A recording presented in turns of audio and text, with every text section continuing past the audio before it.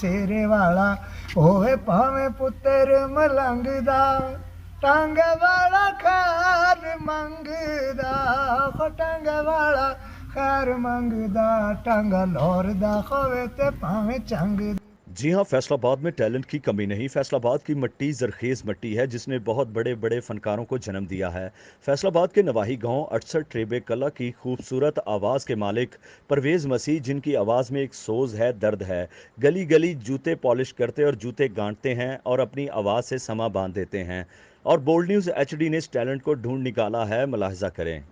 मेरे वाले दिन सोनी डोली वाली है ओ खैर सेरे वाले दिन सोनी डोली वाली है जेड़े घर जाइए लज मापियां दी पालिए नी लज मापियां दी पालिए नी सेरे वाला होवे भावें पुत्र मलंग दा टंग वाला खैर मंगदा हो टंग वाला खैर मंगदा टंग लौरदा होवे ते भावें चंगदा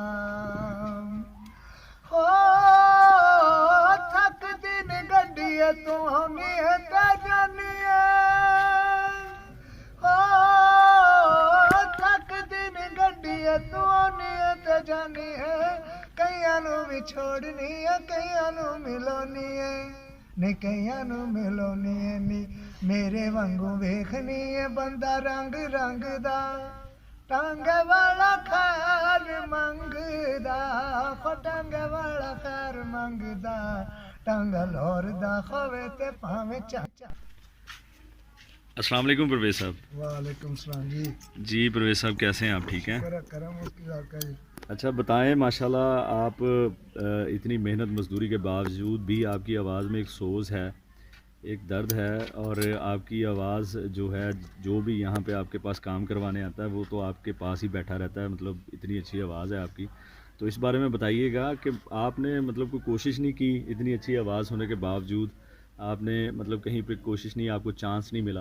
जी बताइएगा ज़रा, और अपना पूरा हमें तारफ़ करवा दीजिएगा हमारे नाज़रीन। बाबूजी हमने कोशिश की नहीं क्योंकि एक तो हमारे पास तालीम नहीं है तो हमने कोशिश की नहीं।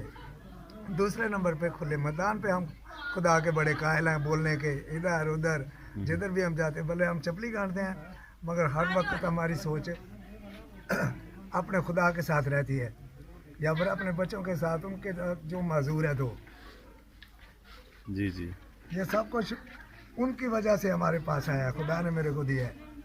तो उनको क्या मसला है वो भी ज़रा शेयर कर दें, वो आपके जो बच्चे हैं और कितनी उम्रें हैं उनकी और क्या मसला है वो? एक तो 26-27 साल का है, वो उसकी नज़र कम है, बड़ा है, चल नहीं सकता, देखने में बहुत कम दिखता है उसको। और दूसरा वो ज़मीन से नीचे आता 15 साल का है, बहुत बड़ा आशा है। तो ये सब कुछ उनकी वजह से मेरे पास खुदा ने मेरे को दिया, बस उन्हीं की याद पे हम लगा रहते हैं। जी हाँ। तो ये जो आपको गाने का शौक़ है, इसके बारे में बताएं कि आप मतलब ये शौक़ कब से है, और माशाल्लाह आप कोई रियाज़त वगैरह करते हैं या आपने किसी से सीखा है? हमने ये अपने बाप से सीखा है। हमारा बाप बहुत गाता था, खुदा का कलाम बहुत पढ़ते थे, यूसुफ अलैहिस्सलाम बहुत पढ़ते थे, ज़बूर का हिस्सा, कुरान का हिस्सा ऐसे बहुत पढ़ते थे वो। तो उनकी तरफ देख के हमारे को ये शौक़ दिया खुदा ने, तो आज तक ये शौक़ ज़िंदा है और ज़िंदा रहेगा जब तक हम ज़िंदा हैं। तो अगर आपको चांस मिल जाए, मतलब आप कुछ कहना चाहते हैं हमारे नाजरीन से, जो हमारी जो गवर्नमेंट है उसके हवाले से आप कुछ कहना चाहें तो बताएं। अगर चांस मिल जाए तो हम ज़रूर उनको नात भी सुनाएंगे और ज़बूर भी सुनाएंगे, गाना भी सुनाएंगे उनको। मरदा बंदा जदों हुंदी बेवफाई रोले ते गए पर चस बड़ी आई है, रोले ते गए पर चस बड़ी आई है।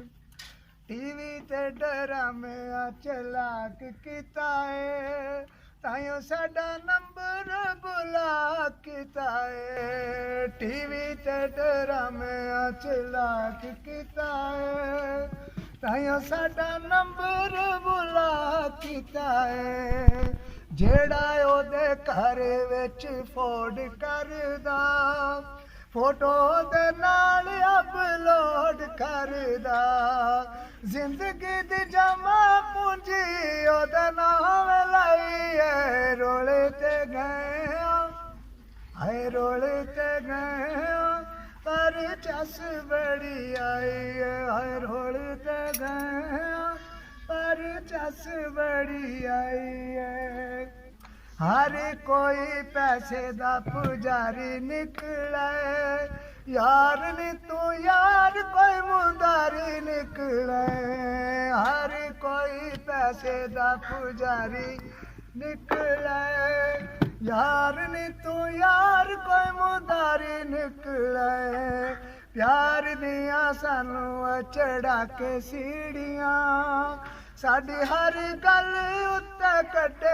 कीड़ियां हिजरां दी अग साडे सीने विच लाई है रोल ते गए पर चस बड़ी आई है हाय रोल ते गए पर चस बड़ी आई है कदे कवें लव यू ते कदे हेट यू सानू तां नजर आवे हर पासे तू कदे कवें लव यू ते कदे हेट यू सानू तां नजर आवे हर पासे तू हर गल वेखो ने अपनी मुनाई है रोल ते गए है रोल ते गए पर चस बड़ी आई है रोल ते गए पर चस बड़ी आई है।